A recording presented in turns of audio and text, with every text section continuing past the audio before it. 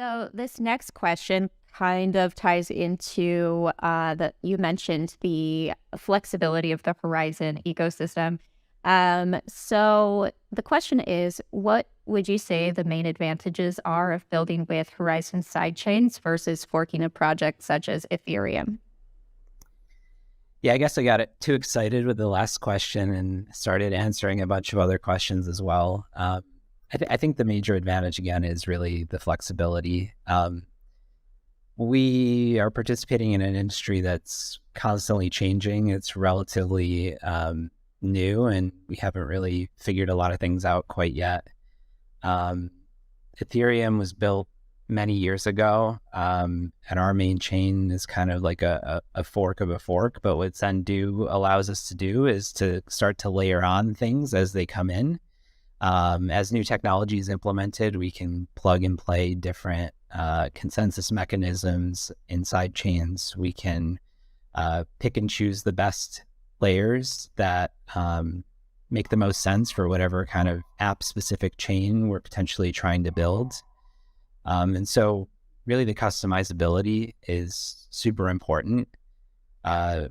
Forking doesn't necessarily give that flexibility, but what it does allow us to do is test new projects, test new implementations, plug them into our ecosystem and see how they work. And so we're really trying to push forward in this industry. And I think some of the things that you'll see come out of our project, like our sidechain communication messaging protocol, will be super important here and really allow us to explore, allow us and you and developers to explore and figure out what works and what doesn't. And so that's really the big advantage, I think, flexibility and the ability to play around with certain things, see how they interact with one another. And if they don't work, move on to something else. It's pretty straightforward to do that right now. Amazing. And when you mentioned the messaging protocol, I believe it was, is that in referral to or reference to moral guidelines for partners, or is that something different? That's something a little bit different. So what we've started to see in the industry, and there are certain players that are already doing this, others that are kind of adopting this technology, but the ability to bridge within an ecosystem.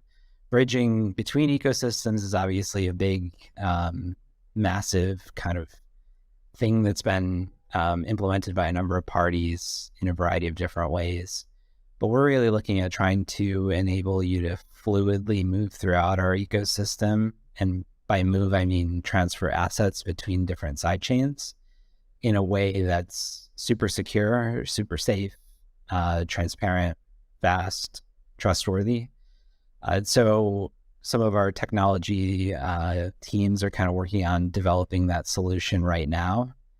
And we believe it'll be really important as we continue to think about what future sidechains need to be built, maybe what sidechains we want to form relationships with or acquire. And so that's really what I mean by the sidechain messaging communication protocol.